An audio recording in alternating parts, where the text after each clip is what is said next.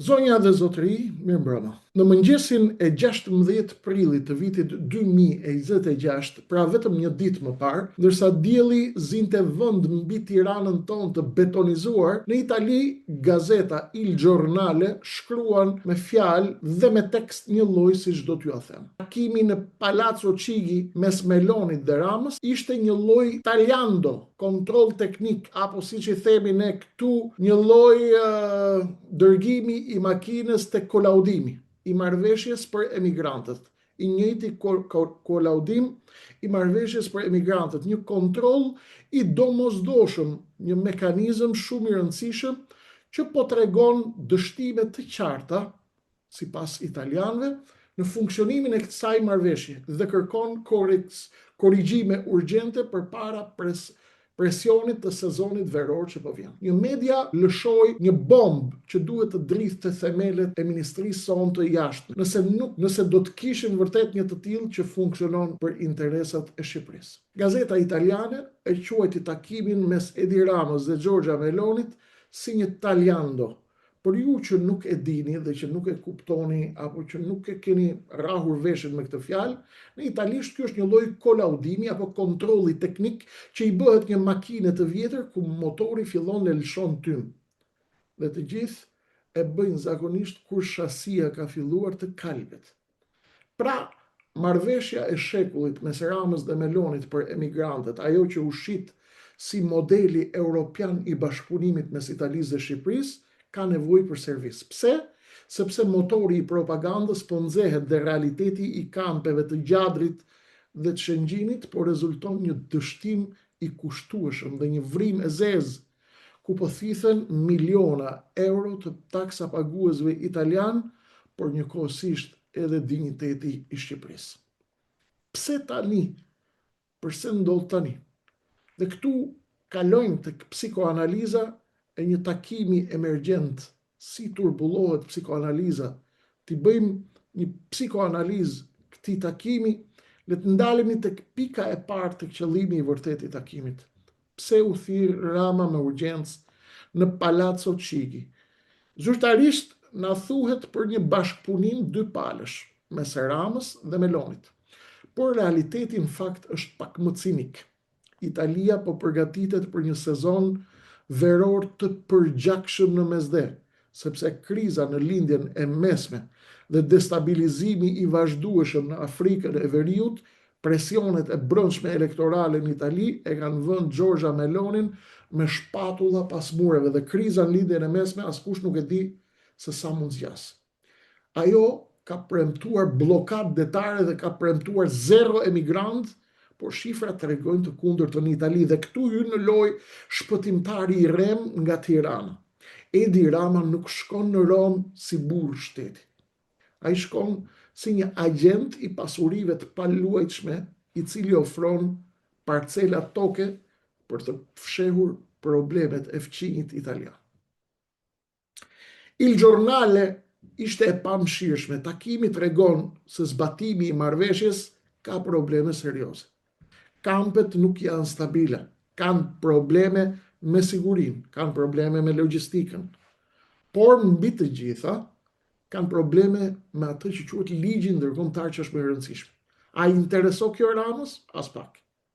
Për të Gjadri nuk është një qendër pritje, është një kartë krediti politike. Sa herë që ai ka nevojë për mbështetje ndërkombëtare dhe për të mbyllur syt para skandaleve në Shqipëri, ai rrëshqet sinjal për në Rom dhe i ulet në gjujmë Melonit duke i thënë mos u shqetëso, mi sill mua, unë kam hapësirë, unë kam heshtje, unë kontrolloj gjithçka në Shqipëri dhe askush nuk më ndal dot. Dhe këtu vim të një tjetër moment shumë i rëndësishëm dhe analizojmë më hollësisht Il Giornale italian. Media italiane, jo vetëm Il Giornale, ka filluar ta shikojë këtë marrëdhënie si një simbiozë të dyshimit. La Stampa dhe Domani kanë hedhur dritë mbi faktin se Shqipëria po trajtohet si një Guantanamo e vogël në zemër të Europës. Dhe këtë nuk e dëgjojmë sot për herë të parë, keni dëgjuar edhe më herët. Një citim bomb vjen nga qarqet mediatike italiane që thonë Rama po i shet Melonit iluzionin e një zgjedhjeje, ndërsa Meloni po i shet Ramës mbrojtjen politike që i duhet për të sunduar i qetë mi një vend që po zbrazet. Kjo është thika në palc për gënjeshtarin e Tiranës. Ai na thot se po na integron në Europë, por në fakt po na kthen në kopshtin e pasëm të Europës, ku hidhen mbeturinat politike që askush nuk dëshiron t'i shoh dhe t'i ketë në shtëpinë e vet. Ky është shkatërruesi i edukuar i imazhit ton kombëtar. Ai flet me gjuhën e diplomacisë, bën liderin global, por vepron me gjuhën dhe logjikën e një sekseri politik, që e di shumë mirë se çfarë po bën. Dhe këtu ka skenar gjeopolitik që lidhet me Washingtonin, Brukselin dhe me lojën e dy fishtë e Edi Ramës. Ta zgjerojmë pak horizontin. Çfarë thonë institutet e rëndësishme botërore? Nëse i referohemi raporteve të Freedom House apo analizave të fundit si Strategic Studies Institute në Shtetet e Bashkuara të Amerikës, Shqipëria e Ramës po cilësohet si një stabilokraci. Ky është një term që nuk duhet t'ju tmerroj. Ata thonë, këtë lider e dim që është autokrat, por i mbyllim syt para korrupsionit, mjafton që ai të na garantojë stabilitet dhe të na zgjidhë ca punë të pista, si kjo puna e emigrantëve, nuk ka asnjë lloj problemi, se në Shqipëri nuk duam t'ja dim se çfarë lloj populli ekziston. Këtu ndodh kthesa e madhe. Donald Trump, rikthimi i Trumpit në skenën globale ka krijuar një tërmet të madh. Dhe pyetja gjeopolitike e vitit është si do të pozicionohet Meloni dhe ku do të mbetet Rama, sepse Meloni po përplaset me Donald Trumpin. Duket qartë që aleatët e vjetër po e bëjnë një skemë ndarje. Disa thonë që është e përkohshme, të tjerët thonë që është më e gjerë se kaq. Ka një prishje të dukshme të atmosferës dhe të klimës miqësisë mes Melonit dhe rrethave të Donald Trumpit. Pse? Sepse Meloni, pavarësisht retorikës së djathtë, është rreshtuar plotësisht me agendën e Joe Bidenit në shumë pika strategjike. Dhe Trump, siç e dim, nuk i harron ato që quhen të rreth tij. Meloni ka luajtur me të dyja karriget, dihet. A është Edi Rama i lumtur për këtë krisje? Mikesha e tij e madhe është prishur me Trumpin dhe këtu fillon teatri i vërtet. Edi Rama është mjeshtër i lojës me dy karrige. Nga njëra anë bën sikur është miku i ngushtë i Melonit, vëllai që i gjendet në ditë të vështira.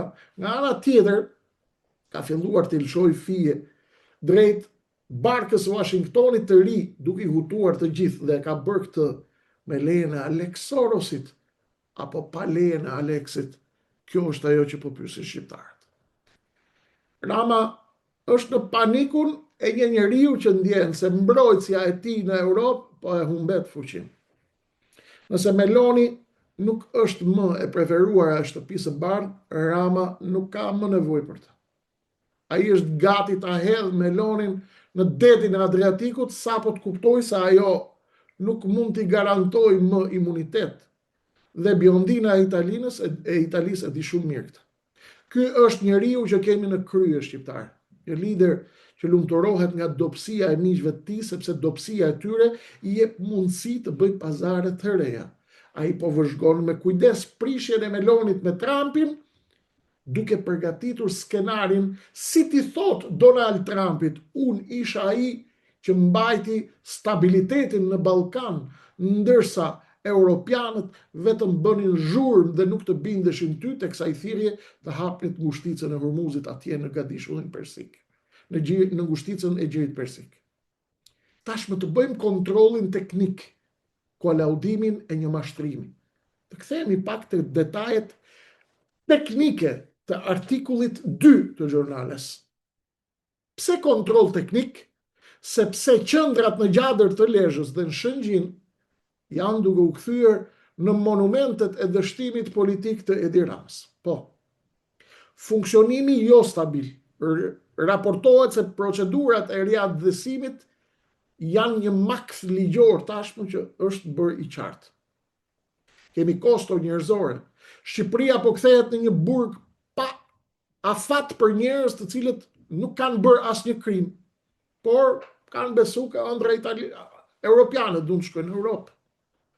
Dhe presioni migrator, Italia pret një rritje masive të valës emigrantëve. Meloni e ka kuptuar që marrëveshja me Ramën nuk është thjesht një copë letre, por ajo e di se kjo marrëveshje i duhet për ta shit në Itali. Meloni ka zgjedhje politike shpejt dhe ka nevojë për rezultate konkrete. Ajo ka nevojë për foto me pranga, foto me dëbime, foto me mure të larta në Shqipëri për të thënë votuesve italian, shikoni unë po i largoj. Dhe kush është statisti i këtij filmi heror? Është Edi Rama. Ai pranon të luaj rolin e xhenatit të fqinjit. Mjafton që fqinji italian t'i jap atij një certifikat nga Roma se ai është lideri rajonal i Ballkanit.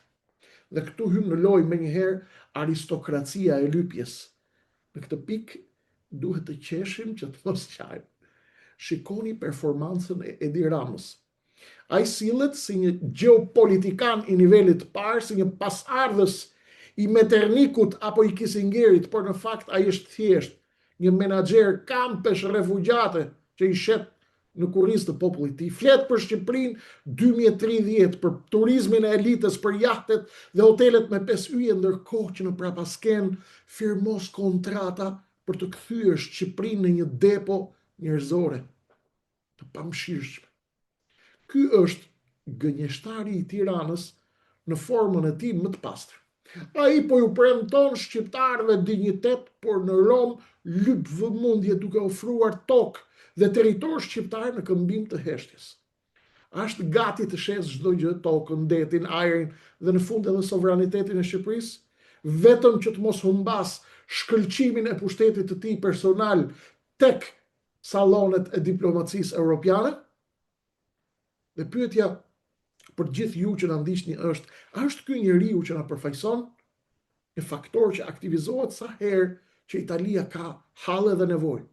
Ne nuk jemi një shtet, ne jemi një power bank politik për liderët e djathtë të Europës që janë në krizë nga majtisti Rama. Dhe jemi bateria rezervë e Giorgia Meloni dhe çdo lideri që ka halle në shtëpinë e vet. Vëllezër dhe motra shqiptar, kjo bisedë nuk është për të sharë Edi Rama. Ai ka sharë veten me çdo veprim që bën. Kjo bisedë është për të çarmatosur narrativën e tyre të mashtrimit dhe të rrenave. Kur ai t'ju thot Edi Rama se marrëdhënia me Melonin është strategjike, kuptoni fjalën tagliando.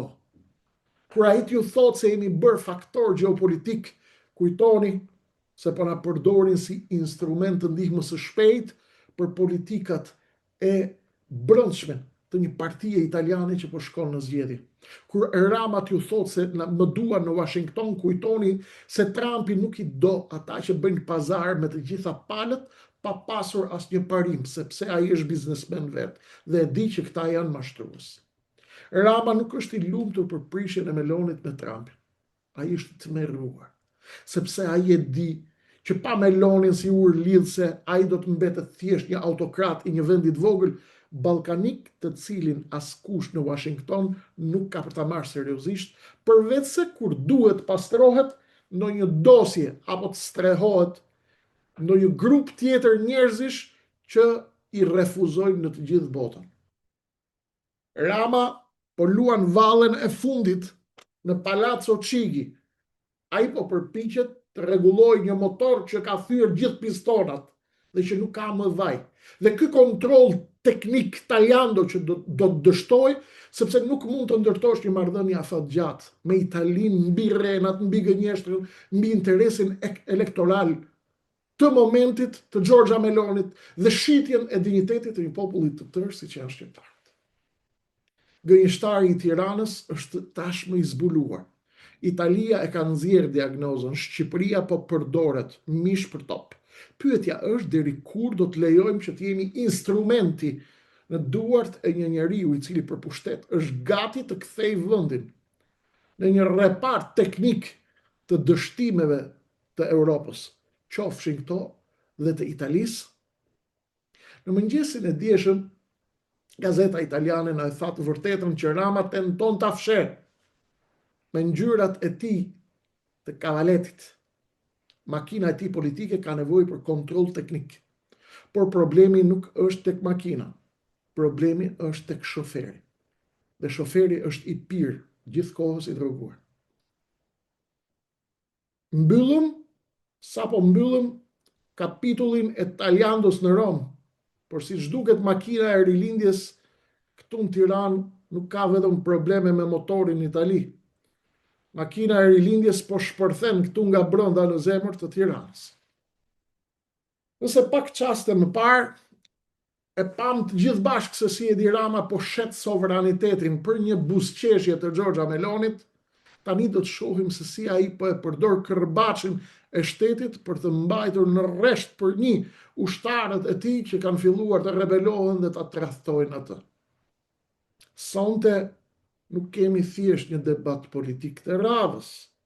Sonte kemi një histori që ngjan më shumë me një luftë të brendshme pushteti, një përplasje që tregon se kur gënjeshtari i Tiranës ndjen rrezikun nga jashtë, fillon e kafshon ata që ka më afër.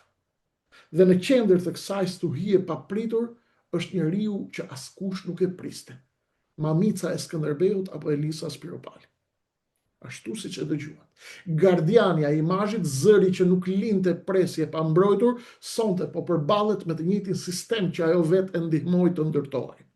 Papritur Elisa e Skënderbeut ka shpërthyer publikisht, jo me vargjet e zakonshme për liderin e madh, por me një nerv dhe një tension që dëshmon se prapaskena e sektit të rilindjes nuk është më një zyrë propagande, por një fushë betejë e përgjakshme nga tradhtarët dhe Rama. Dhe pyetja që shtrojmë pas analizës tonë gjeopolitike është: apo fillon shëmbja e mureve nga brenda sektit rilindjes, apo përdoren tatimet e Tiranës si një Kalashnikov politik për të eliminuar çdo që guxon të ketë një ambicie më shumë brenda partisë, më shumë se sa ja lejon Edi Rama? Ta shohim pak me kujdes pa u zgjatur. Luftë klanesh ku hakmarrja personale ka zëvendësuar qeverisjen dhe faturën e paguani ju. Sonte kemi një histori që ngjan me një luftë të brendshme klanesh, një histori që të kujton La Familia e Pucos, ku buzëqeshja në Samite fshihet me thika në tavolinë. Në qendër të këtij cikloni është Skënderbeu i rilindjes, është edhe Elisa Spiropali. Deri dje, Elisa ishte zëri më i ëmbël i propagandës, gardiania e palodhur e imazhit të liderit suprem. Por papritur, diçka mes tyre është thyer. Spiropali ka shpërthyer publikisht, jo me tonet e zakonshme të drunjta politike, por me një nerv, me një tension që të bën të kuptosh se prapaskena nuk është thjesht e nxehtë, por është një llavë e vërtet. Tani do ta shohim temperaturën e vërtetë të llavës. Jemi tek shpërthimi i Elisës dhe kriza e besnikërisë brenda antarësisë së sektit. Çfarë ndodhi realisht? Sipas informacioneve që vijnë nga skutat më të errta të sektit të rilindjes, kemi një përplasje tektonike të pllakave brenda. Në një anë është Elisa Spiropali, figura që dikur mbulonte çdo vrim të qeverisë me retorikën e saj. Dhe në anën tjetër, figura kyçe e qeverisë dhe personazhi që e njohim si arkitektin e këtij sistemi të mashtrimit, Edi Rama. Kur një ushtar kaq besnik si Elisa Spiropali fillon e flet me gjuhë të koduar dhe me nervozizëm, do të thotë se pata që bën vezë të arta në rilindje po mbytet. Kur besnikëria kthehet në tension, kjo tregon se nuk po flasim më për ideologji. Këtu po flasim për territor. Po flasim për pushtet që ka filluar të haj bijtë vet. Një lloj, siç thot një shprehje e vjetër në diplomaci, nëse nuk ke armiq nga jashtë, fillon dhe kërkon tradhtar nga brenda, sepse gjithmonë duhet të ketë një armik për të justifikuar betejën. Dhe erdhën tatimet si Kalashnikov dhe hakmarrja personale e Ramës. Dhe këtu vim tek detaj që e kthen këtë histori në një skandal të vërtet shtetëror, përdorimi i tatimeve dhe i taksave si mjet presioni. Pretendohet se ndaj bizneseve të lidhura me familjarët e Spiropalit, bizneseve të bëra nga pushteti i saj sigurisht, janë lëshuar hienat e tatimeve dhe taksave. Rasti e bukur, apo jo? Në një vend ku evazioni fiskal bën kërdin, ku parat e krimit dhe të ndragetës lahen në dritë të diellit, zgjohet pikërisht një ministre ose një figurë e lartë dhe del pak nga rreshti. Ky nuk është kontroll tatimor. Ky është një check-up i dhunshëm politik. Mesazhi është i qartë. Nëse guxon të kesh mendimin tënd, nëse guxon të krijosh klanin tënd, ne të thajmë burimet e jetës dhe të shkatërrojmë gjithë fisin dhe të gjitha bizneset. Nëse kjo ndodh dhe vërtetohet, nuk jemi më republikë parlamentare. Jemi në koza nostra institucionale. Përdorimi i institucioneve të shtetit për të bërë luftë të brendshme është fundi i shtetit të së drejtës dhe fillimi i diktaturës së xhepave. Për gënjeshtarin e Tiranës, shteti nuk është më shërbim. Është një kalashnikov me leje që e shkrep sa herë dikush brenda rrethit të tij guxon të shikojë orën më shpejt se sa Edi Rama. Është kjo një luftë për pushtet siç thonë, apo është një hakmarrje personale e Edi Ramës ndaj Spiropalit? Nuk është më një mosmarrveshje. Është luftë brenda sistemit që po kalon kufit e normales, nga rivaliteti politik, jemi zhvendosur tek hakmarrja personale me kallashin e tatimeve. Kur goditen familjarët, kur goditen bizneset, lufta nuk bëhet më për t'u dëgjuar. Lufta bëhet për t'u asgjësuar. Dhe asgjësimi sapo ka nisur. Ky konflikt tregon diçka më të madhe se fati i Elisas Spiropalit. Tregon se brenda kalasë rilindjes muret kanë filluar të plasariten për çarja po del nga kontrolli. Kurse ata që deri dje thurnin lavde për njëri tjetrin, sot lëshojnë inspektorët e tatimeve si qenë të gjahut, duke thënë se po vjen fundi i festës. Dhe këtu duhet ndalemi të kuptojmë dimensionin gjeopolitik. Çfarë sheh Washingtoni dhe Brukseli në këtë që po ndodh në Tiranë? Kthehemi pak tek gjeopolitika, sepse asgjë në Tiranë nuk ndodh pa një sy nga jashtë. Institutet ndërkombëtare dhe qarqet strategjike në perëndim po e vëzhgojnë me kujdes këtë kanibalizëm politik që ka nisur në Tiranë. Një raport i brendshëm i një instituti kërkimor në Bruksel, siç është CEPS, që do ta quante këtë implozioni i një sistemi monolitik. Implozioni i një sistemi monolitik. Nëse Rama përdor instrumentet e shtetit për të goditur njerëzit e tij, kjo dërgon një sinjal të merrit te investitorët e huaj dhe tek partnerët perëndimor. Mesazhi që përcillet në Washington është: Shqipëria nuk ka stabilitet, lideri po lufton me hijet e veta dhe po përdor arsenalin e shtetit si mjet shantazhi. Dhe pyetja lind për Edi Rama, në prag të prishjes së balancave të gjeopolitikës ndërkombëtare. Apo e humbet ai kontrollin mbi partinë? Është Elisa Spiropali kurbani i parë i një pastrimi të madh që po vjen, apo është e vetmja që ka guximin të rezistojë dhe po projekton kreun e ardhshëm të Partisë Socialiste? Çfarë po ndodh me Skënderbeu të rilindjes dhe tradhtar? Mendoni pak paradoksin. Elisa, që deri dje na shpjegonte se si Edi Rama ishte dielli që ngroh Ballkanin, sot po kërkon pak hije sepse po digjet nga inspektorët e ferrit të rilindjes. Ky është fati i kujdo që e ndërton karrierën e tij mbi adhurimin e një njeriu dhe jo mbi parimet e një shteti. Kur adhurimi mbaron, mbeten vetëm kalashnikovët e tatimeve. Rama, gënjeshtari i madh i Tiranës, po na shet përsëri imazhin e një partie të bashkuar, ndërkohë që pas kuintave po bën atë që di të bëj më mirë. Përça dhe sundo. Jo, përça dhe rregullo. Loja me tatime është një hap shumë larg. Vetëm një lider që ndjen fundin e pushtetit të tij fillon dhe përdor lojën, forcën brutale të shtetit ndaj të tijve. Çfarë do të thotë kjo për ju, shqiptar, dhe për mua? Shkojmë pak tek impakti final. Pyetja nuk është vetëm çfarë ndodh me Spiropalin, vëllezër dhe motra shqiptar. Ajo do ta gjejë rrugën e saj me apo pa tatimet. Pyetja e vërtetë sonte është: a jeni ju më të sigurt në një shtet ku institucionet përdoren si qitje me snajper ndaj kundërshtarëve të brendshëm? Këtë ne kemi provuar në lëkurë.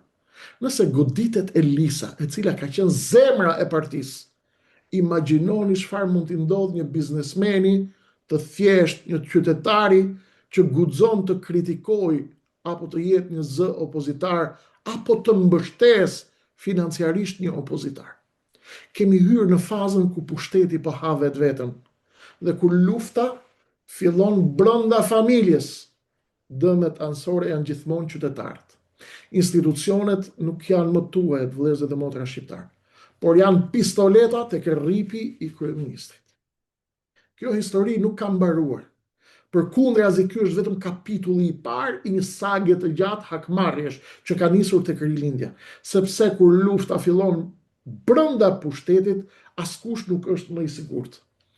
As ata që mbajnë vulën, as ata që mbajnë mikrofonin, dhe as ata që deri dje betoheshin për besnikëri të përjetshme, për kokën e liderit. Gënjeshtari i Tiranës po luan me zjarrin, por harron se kush djeg shtëpinë e tjetrit për hakmarrje, era mund t'i kthej flakët drejt karrigës tij. Kush është i radhës në karrigën e tatimeve? Kush do t'jetë tradhtari i radhës që do të zbuloj se dashuria e rilindjes kushton shtrejt? Sonte Elisa Spiropali është dëshmia e gjallë e një sistemi që po kalbet nga brenda. Janë kalbur, janë mbaruar. Nesër mund të jetë kushdo. Radhën e ka kushdo nesër. Dhe për ta mbyllur këtë mozaik të marrëzisë son politike, syt tanë mbeten tek bulevardi aty ku Sali Berisha sonte bëri shëtitjen e radhës në atë që ai e quan protest, por që bota e sheh si një sfilat dëshpërimi. Berisha po ulërin amerikanëve dhe europianëve: më shikoni mua, nuk keni tjetër këtë vendosni në vend të Ramës në Shqipëri, merruni vesh me mua. Një lypje e hapur për vëmendje nga dikush që bën sikur po lufton Edi Ramën, ndërkohë që në prapasken ndihet rahat me Ramën, sepse të dy ushqehen nga njëjti konflikt që mban peng Shqipërinë. Është teatri më qesharak i historisë. Njëri bën sikur rrëzon tjetrin, ndërsa të dy bashk i tregojnë botës se në këtë vend alternativa e vetme ndaj një gënjeshtari është një tjetër personazh i së shkuarës. Dhe në fund kjo nuk është një betejë as për ju as për ne. Është thjesht një garë se kush do të jetë i përzgjedhuri i radhës nga të huajt për të administruar radhët tona të gjata drejt ikjes dhe arratisë. Rini zgjuar, sepse në këtë luftë as tatimet nuk mjaftojnë për të fshehur të vërtetë. Natën e mirë, vëllezër dhe motra shqiptar, natën e mirë Shqipëri, dhe mbani syt hapur, se në këtë pazar malli që po shitet është e ardhmja juaj. Sonte nuk kemi propagandë, nuk bëm propagandë. Sollëm disa të vërtetat që duhet i dini ju dhe pjesa tjetër shqiptar. Dhe në qoftë se mendoni se këto që ju tham janë me vlerë apo kanë një lloj vërtetësi, merrini ato, çojeni pjesës tjetër të shqiptarëve, sepse duhet i dinë edhe ata. Duke ju falendëruar për kohën tuaj të çmuar, për vëmendjen e thellë, për mbështetjen e pakufishme, ju ftoj t'i bëni subscribe kanalit, like, share, çojeni pjesës tjetër të shqiptarëve, dhe do të ritakohemi shpejt për zhvillimet e mëdha gjeopolitike në Shqipëri, në rajon dhe në botë, të kuptoni çfarë po ndodh me ju, me fatet e botës dhe më pas me fatet e shqiptarëve. Shqyqyr që ka Zot. Shqipëria e shqiptarëve, vdekje të tradhtarëve. Natën e mirë.